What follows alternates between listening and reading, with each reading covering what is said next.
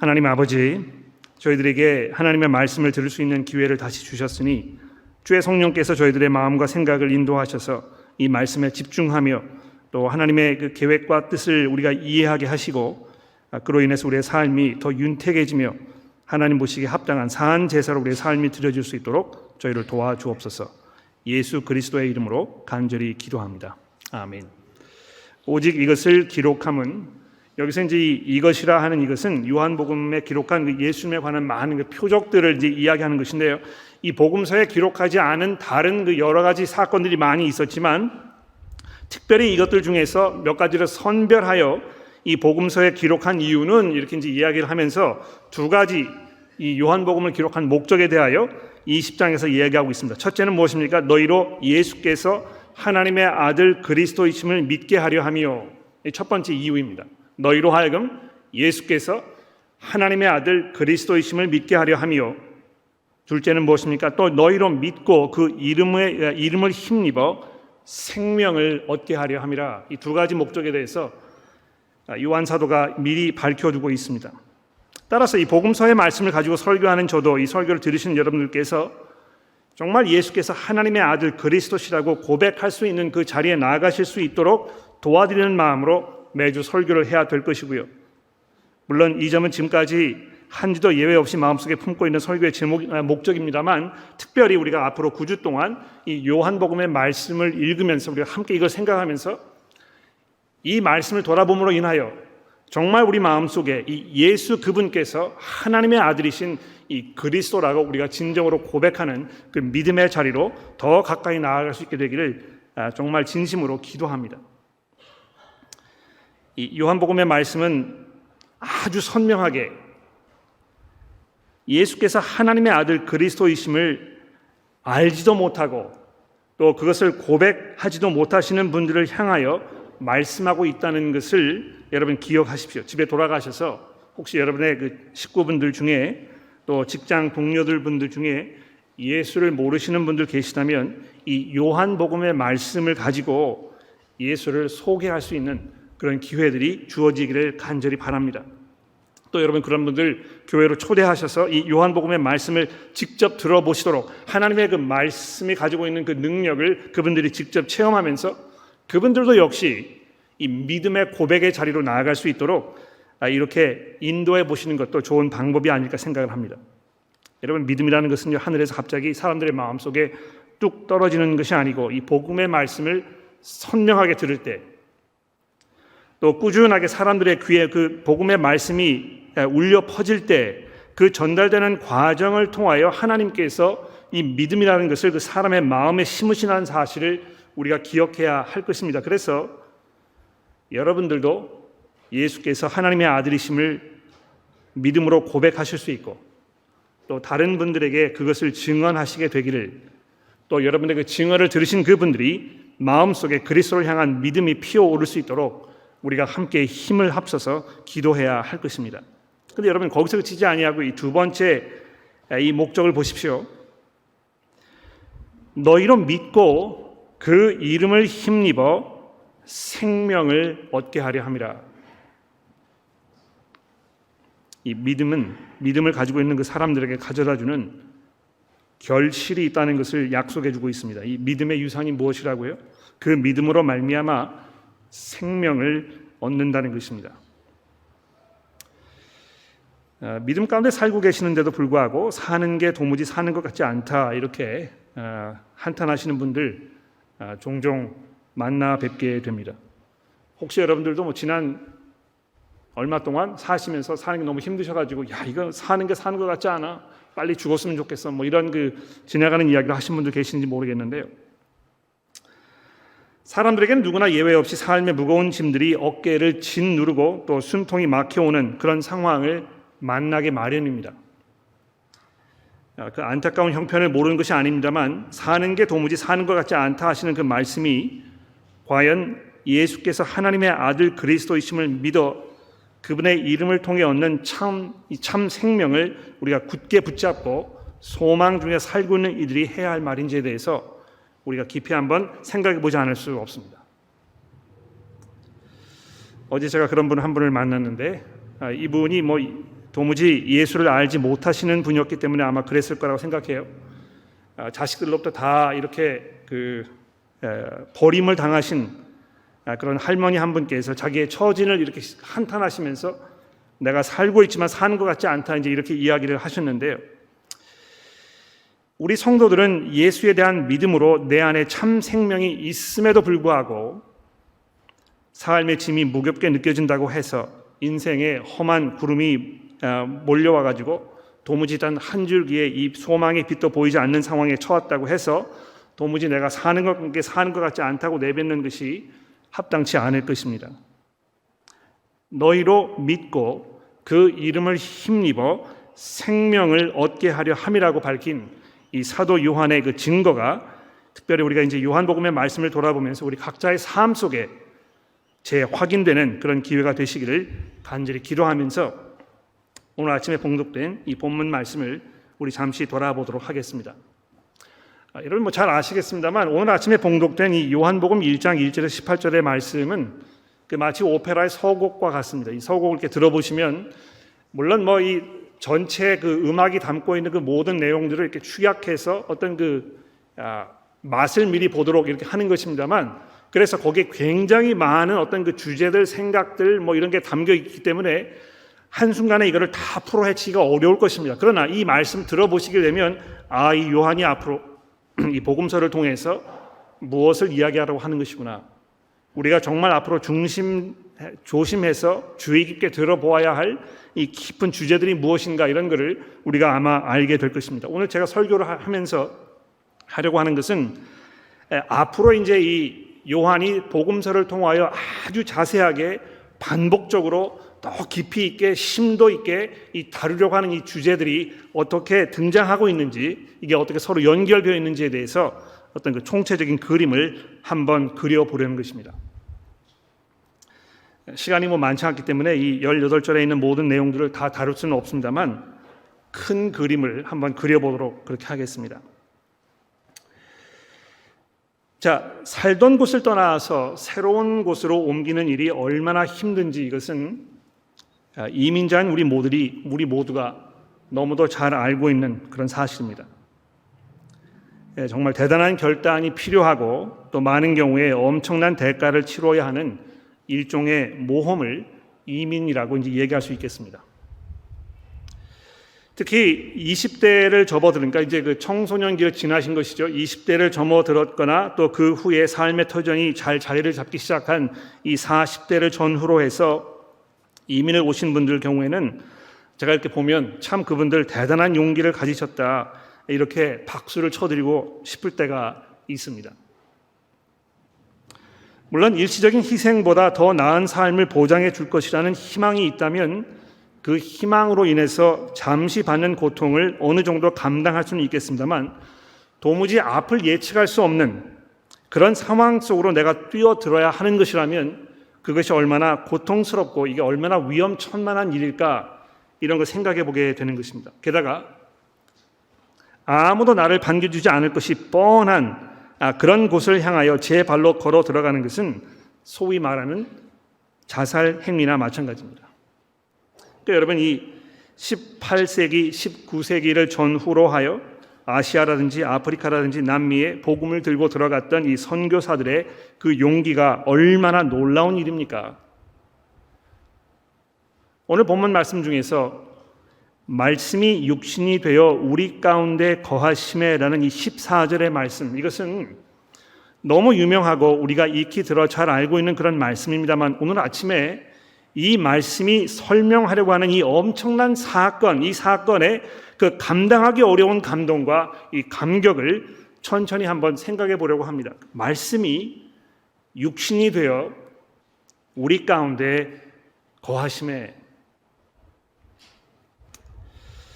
이 하나님의 말씀이라는 이 독특한 명칭으로 표현되신 이 표현에 대해서 잠시 우리가 자세히 생각을 좀 해보겠습니다만 이 말씀이라고 표현되어 있는 이 예수께서 육신이 되어 즉 참 인간이 되셔서 다시 말하자면 잠시 인간의 탈을 쓰셨거나 일시적으로 인간인 척 하셨거나 하지 아니하시고 우리와 똑같은 피와 살을 가지시고 인간이 겪는 배고픔과 외로움과 피곤함과 슬픔을 우리와 똑같이 나누고 겪으시기 위하여 2000년 전에 이 세상에 찾아오셨던 그 사건을 우리가 뭐라고 부릅니까?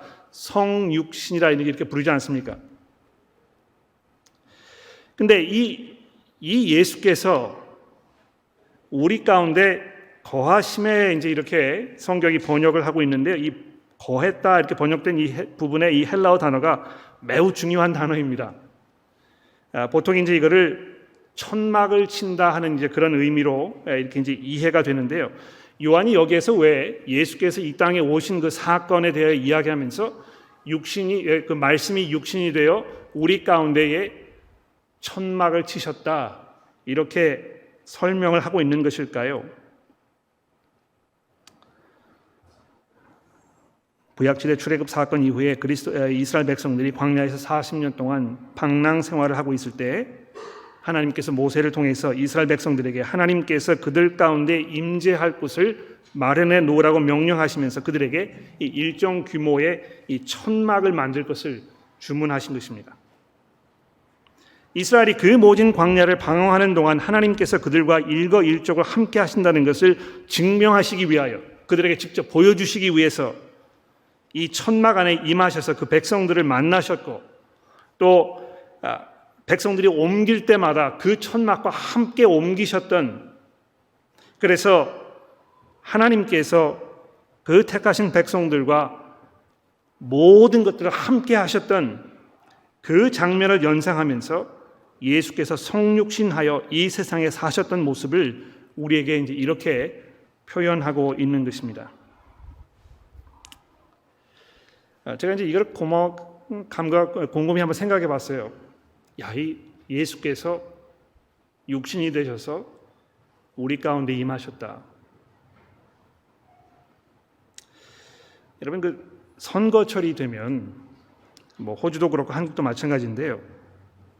이 지역 주민들의 권리를 보호하고 그들의 의견을 국회에 전하는 역할을 맡기기 위해서 이제 국회의원을 선출하지 않습니까? 주민들은 당연히 자신의 처지와 상황을 잘 이해하고 대변할 수 있는 사람을 선출하기 원할 것이지만 정당의 입장에서는 보다 많은 이 의회석을 확보하기 위해서 그 지역 사람이 아닌데도 자기 정당을 향한 지지율이 높은 지역이면 그 지역 사람이 아니더라도 꼭 당선시키고 싶은 인물을 그 지역에 공천해서 그 지역 사람들과 이렇게 마찰이 일어나는 그런 경우를 이제 종종 보게 되는 것입니다. 생전 보지도 못했고 우리가 지금 살고 있는 이 마을에, 이 지역에 어떤 이슈가 있는지 또 그것을 해결하기 위해서 어떤 그 조치를 취해야 될 것인지에 대해서 아무런 그 지식이 없고 관심도 없고 이런 사람을 어디서 불러다가 뚝 때려쳐 놓았을 때 이 사람들이 그 사람을 보면서 이 뽑고 싶은 그런 생각이 들겠습니까? 그러니까 아무런 이 유대감이 없는 것입니다. 도대체 저 사람이 나를 위해서 뭘 해줄 것이라는 기대감을 갖기가 굉장히 어려운 것입니다. 그 지역에서 오랜 세월을 거주하면서 그 잔뼈가 굵은 사람이 그 지역의 사람들의 필요를 잘 이해하고 그들을 대변해 줄 수 있는 것처럼 예수께서 직접 인간의 몸으로 우리 가운데 오셔서 우리의 모든 고통과 나약함과 우리의 안고 있는 모든 인간으로서의 한계와 문제점들을 그분께서 몸소 겪으시고 체험하심으로 우리와 하나가 되셨다는 이 사실, 이것은 권리만을 주장하고 대접받기를 당연시하며 희생과 헌신을 탐탁지 않게 여기는 우리들에게 적잖은 충격으로 다가와야 할 것입니다. 근데 여러분, 이 성육식 사건이 더 놀라운 것은요, 이 10절과 11절의 말씀 때문입니다. 거기 보십시오. 그가 세상에 계셨으며 세상은 그로 말미암아 지은 바 되었으되 세상이 그를 알지 못하였고 되어 있습니다. 자기 땅에 오매 자기 백성들이 영접하지 아니하였으니 아무도 알아주지 않는 곳에, 아무도 반기지 않는 곳에, 무관심으로 가득 찬 곳에 오셨다는 것으로 읽으실 수 있습니다만 요한이 여기서 설명하고자 하는 상황은 그것보다 더 좋지 않은 상황입니다. 그러니까 이제 우리가 너무 이렇게 개인주의적인 삶을 살고 있기 때문에요.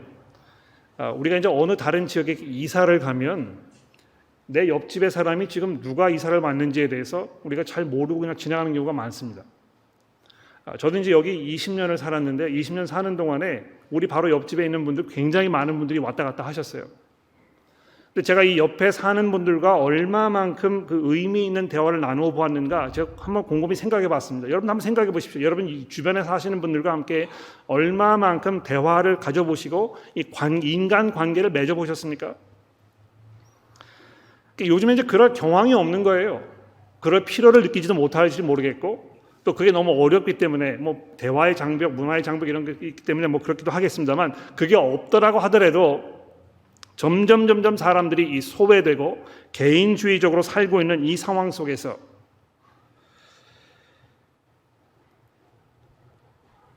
아무도 나를 알아주지 않는, 나를 반기지 않는 그곳에 내가 그 사람들을 섬기기 위하여 간다고 생각해 보십시오. 왜 그렇게 하겠습니까? 예? 여러분들이 무슨 이유가 있어서 아무도 여러분들을 반기지 않는 그곳에 가시겠습니까? 근데 여기 요한이 지금 이야기하는 게 무엇입니까? 그냥 반기지 않은 것만이 아니고요. 그냥 무관심으로 대하지 않은 것만이 아니고요. 여기 이제 그 5절 말씀해 보시면 이렇게 되어 있습니다.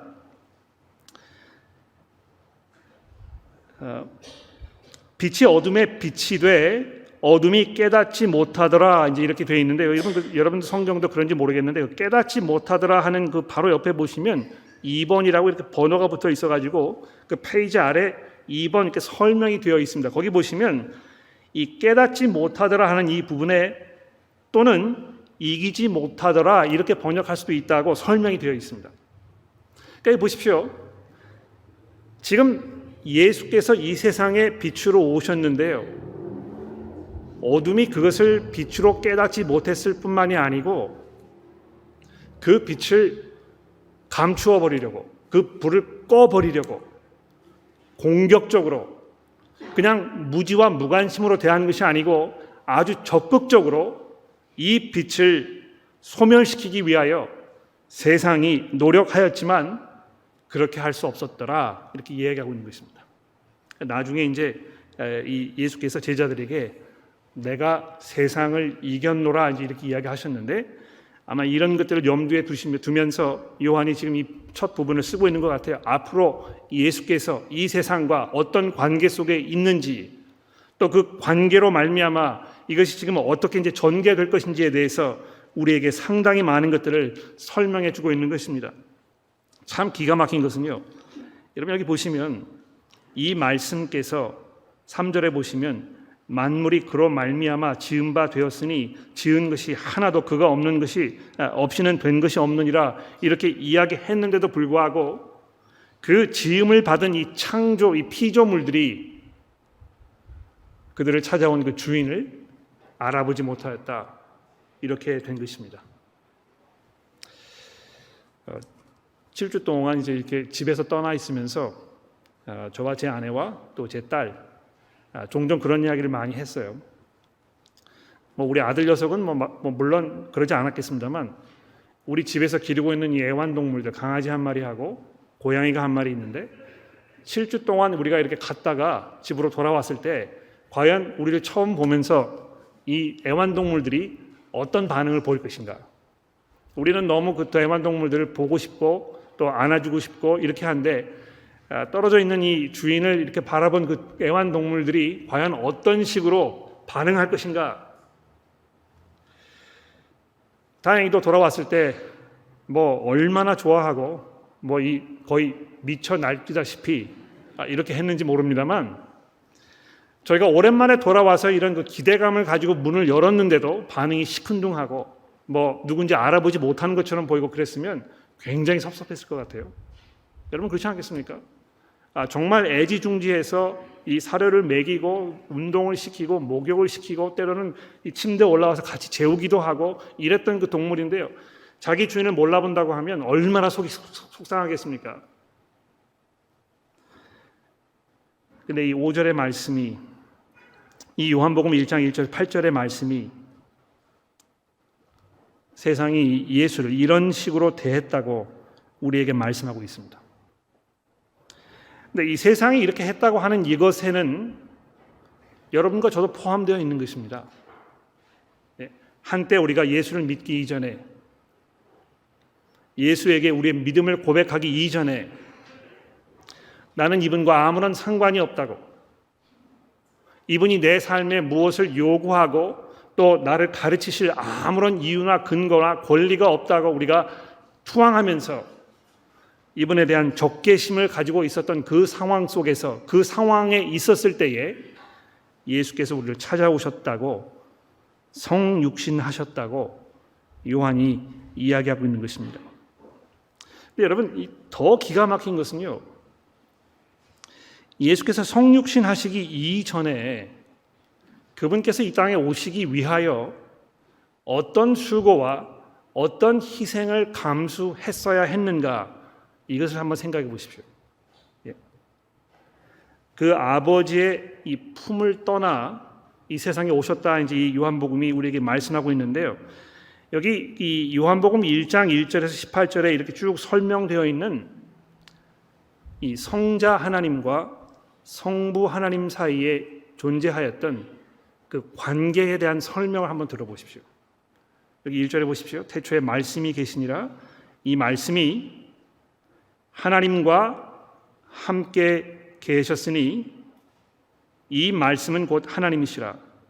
그가 태초에 하나님과 함께 계셨고.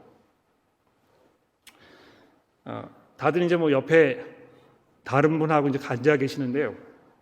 경우에 따라서는 뭐 이렇게 부부가 많이 같이 앉아 계시는 분도 계시고, 또 무슨 이유인지 모르겠습니다만 부부가 떨어져 앉아 계시는 분도 계십니다. 뭐 이 교회 오셔가지고 꼭 부부가 같이 앉아야 한다는 법은 없습니다만, 교회를 왔는데도 부부가 떨어져 이렇게 앉는 이것이 굉장히 이상하다 이렇게 이야기하시는 분들 제가 종종 들어보게 되는데, 저도 가만 생각해 보니까 좀 이상한 것 같아요. 예? 교회를 와가지고 왜 서로 따로 앉아서 앉을까? 이 뭐 남녀 칠세 부동석이라고 이렇게 해가지고 뭐 그런 것도 아니고, 또 다른 사람들이 다 그렇게 하니까 우리도 그렇게 해야 되는 게 아닌가 하는 어떤 부담감이 오기도 하고 이제 그런데요. 저는 뭐 이제 교회를 가면 가급적이면 제 집사람과 같이 앉으면 참 좋겠어요. 왜 그렇습니까? 함께 하는 거니까. 그렇죠. 근데 지금 여러분 옆에 앉아 계시는 분 잠깐 얼굴 한번 보십시오. 함께 이렇게 앉아 계시지만 그분과 얼마만큼 어떤 그 교감이 있으십니까?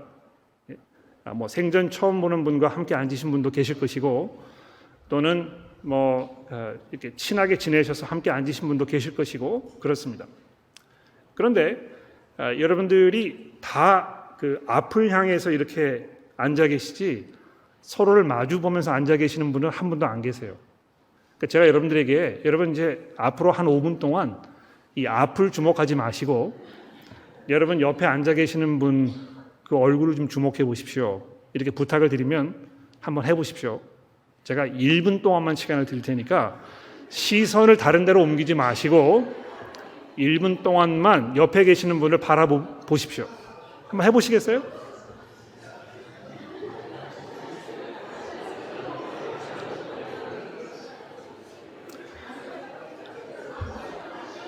됐습니다.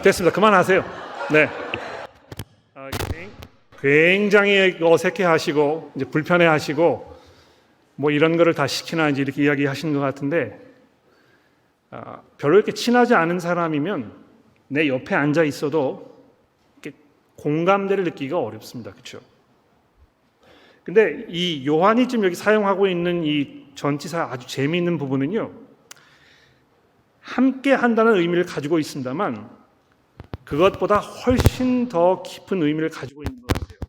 마치 옆에 같이 앉아 있으면서 서로 얼굴을 마주보고 있는 것 같은 그런 상황을 설명하는 것입니다.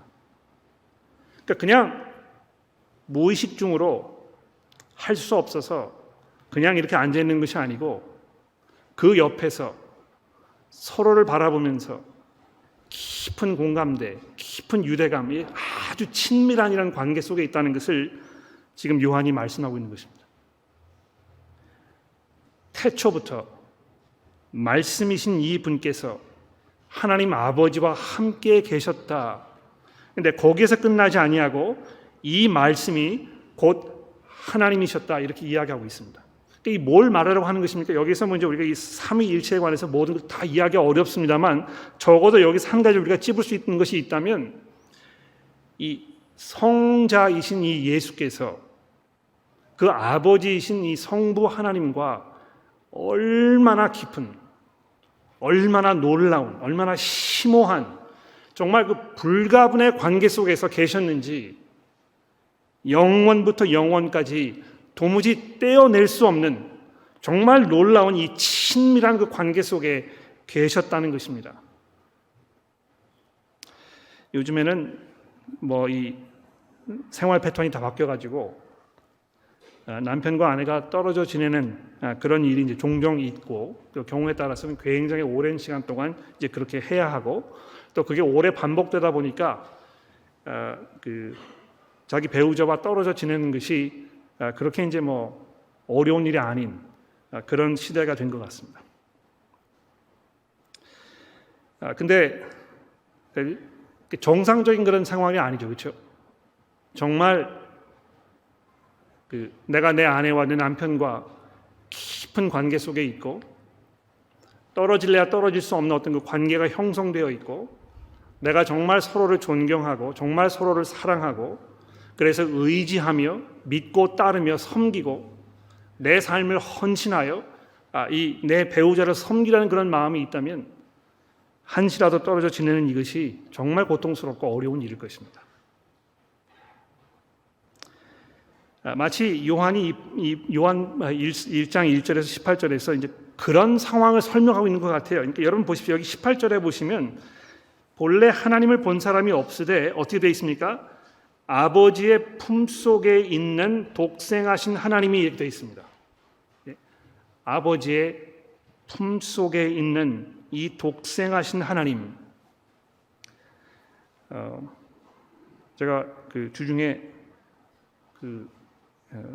우리 이성기 교우님 손녀 딸 얻으셔서 이제 병원에 가서 이제 아기를 봤는데요. 아기가 얼마나 이쁜지 몰라요. 이렇게 품에 안으면 아주 작기 때문에 이 품에 이제 싹 안기는 것입니다. 아마 여러분들 그 다 자녀들을 키워 보셨으면 그때 그 느낌을 아실 것 같아요. 내 품에 이렇게 품고 있는. 그런데 이 품으로부터 이 아기를 내가 가장 소중하게 생각하는 이 사람 이것을 내어줘야 한다고 생각해 보십시오. 이 얼마나 고통스러운 일이겠습니까?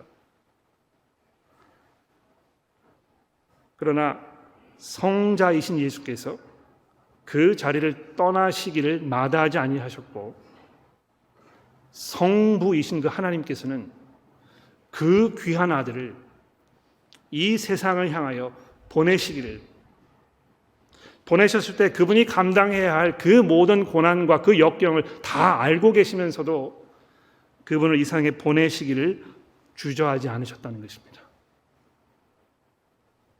얼마나 성부 하나님께서 성자 하나님께서 우리가 처했던 이 상황을 안타깝게 생각하셨으면 여기 이제 그 본문에 보시면 이 빛이 어둠의 빛이었다 이렇게 이야기하고 있는데요. 여러분과 제가 예수 만나기 이전에 어둠 가운데 있었다는 것입니다.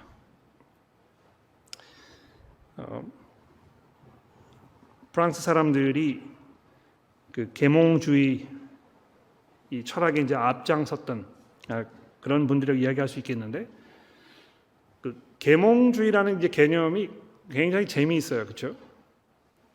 그 전에는 암흑시대였다. 그러니까 암흑기였다. 사람들이 무지 속에 살고 있고 정말 살아도 산 것 같지 않은 그런 시대 속에 살고 있었는데 비로소 거기에 이 빛이 비춰가지고 계몽되고 사람들이 이 어둠에서 깨어나고 잠에서 깨어나고 그래서 정말 사람다운 삶을 살게 되는 그 시대가 시작되었다 이렇게 이야기하는 의미로 이제 계몽주의라 이렇게 얘기하는 것입니다. 근데 아시다시피 계몽주의 사상가들이 했던 그 가장 중요한 이야기가 무엇입니까?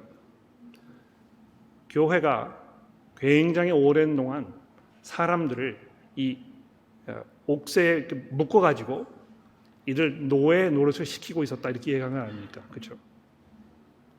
그것을 깨뜨렸을 때 어떤 우리 밖에 있는 어떤 존재가 우리 삶의 주체가 아니고 내 스스로가 내 삶을 다스리고 주관할 수 있는 그 주체라는 이 사상을 깨닫게 되었을 때 사람들이 비로소 참 생명, 참 삶을 누릴 수 있게 되었다, 이렇게 이야기하는 것이 이 계몽주의 사상의 기본적인 생각입니다. 그러나 어떻게 성경이 이 요한복음이 우리가 처해 있는 상황에 대해 이야기하고 있습니까? 우리가 어둠 가운데 있었고 참 생명이 없었는데도 불구하고 그것을 알아차리지도 못하고 그래서 정말 죽음 가운데 살고 있는 이 사람들, 우리가 처해 있는 이 상황을 얼마나 안타깝게 생각하셨으면 예수께서 빛으로 오셨겠는가. 그러니까 여러분, 예수 만나면 정말 환한 찬란한 광명의 자리로 나아가는 것 같은 그런 경험이 있으십니까? 여러분, 예수 만남으로 인해서 내가 지금 왜 살고 있는 것인지, 내가 어떻게 살아야 할 것인지, 내가 뭘 해야 될 것인지, 앞으로 내가 어떤 것에 집중하면서 살아야 될 것인지에 대한 아주 명확한 선명한 그런 그림이 여러분들의 마음 가운데 그려지고 있습니까?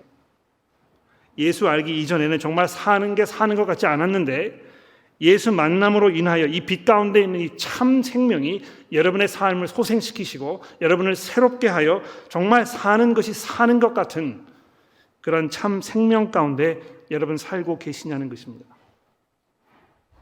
얼마나 예수께서 그것을 우리들에게 주기를 원하셨으면, 얼마나 하나님 아버지께서 그 아들을 통하여 이 아들이 하나님의 자녀가 되는 이 권세를 우리에게 주시기 위하여 이런 놀라운 일을 하셨는가, 이런 놀라운 선택을 하셨는가에 대해서 요한이 이 복음서를 통하여 우리에게 증거하려는 것입니다. 마지막으로 예수께서 우리를 향하여 이토록 놀라운 사랑을 가지고 계셨다면 또한 하나님 아버지를 향해서 이 예수께서 얼마나 깊은 사랑을 가지고 계셨는지 이 요한복음 1장 1절 이 서론이 우리에게 얘기해 주고 있습니다. 왜 그렇습니까? 예수께서 이 땅에 오신 그 목적 중에 하나가 뭡니까? 아버지를 드러내시기 위하여. 그러니까 어떤 그 진보주의적인 생각을 가지고 계시는 분들은 이 예수 믿는 게 굉장히 어렵습니다. 왜 그렇습니까? 예수께서 요한복음에도 계속 말씀하셨습니다만 나를 말미암지 않고는 아버지께로 올 자가 없느니라 이렇게 얘기하셨는데요. 그러니까 어떻게 들어보면 이 굉장히 독선적이다. 다른 종교들은 다 쓸데없는 것이라고 이렇게 이야기하고 있는 것인데 얼마나 독선적인가 이렇게 나오실 수 있습니다. 그러나 예수께서 지금 이 요한 사도의 증거를 통하여 우리에게 주시려는 그 말씀 무엇입니까? 그 아들께서 그 아버지를 드러내셔서 그것을 알므로 말미암아 여러분과 제가 참 생명의 빛 가운데로 들어가시기 하기 위해서 그렇게 하셨다는 것입니다. 주어진 시간이 다 지나갔기 때문에 더 하기가 좀 어려운데요. 일단 우리가 이 요한복음 첫 부분을 이 정도로 하고 이제 앞으로 우리가 이 4장의 부분을 자세히 살펴보면서 오늘 이 서론에 거론되었던 여러 가지 중심 주제들을 가지고 우리가 예수 믿는 것이 무엇인지 또 그 믿음을 통해서 어떤 참 생명 가운데로 우리가 들어갈 것인지에 대해서 깊이 돌아보게 되기를 간절히 기도합니다. 기도하겠습니다.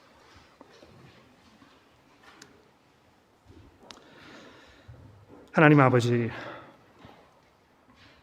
저희가 어둠 가운데에서 우리의 갈 바를 알지 못하고 방황하고 있었을 때에 그리하여 저희가 살아있음에도 불구하고 참 삶을 살지 못했던 그런 절박한 상황 속에 있었을 때에 그 말씀으로 참 생명으로 참 빛으로 이 땅에 오신 예수를 만나게 하셨으니 감사합니다. 우리가 그분을 만나지 아니하였으면 아직도 어둠 가운데에서 죄의 권세 아래 멸망 속에 살고 있었을 텐데 사랑과 은혜가 풍성하신 하나님께서 그 긍휼하신 대로 우리에게 아들을 보여주셨으니 하나님, 제가 간절히 기도하는 것은 우리가 고백해 온 대로 계속해서 예수를 의지하게 하시고 그분 안에 있는 참 생명 가운데 살아가는 그 기쁨과 감격을 우리가 온 몸으로 체험할 수 있도록 이 요한복음 진행되는 동안 저희들을 도와주옵소서. 예수 그리스도의 이름으로 간절히 기도합니다.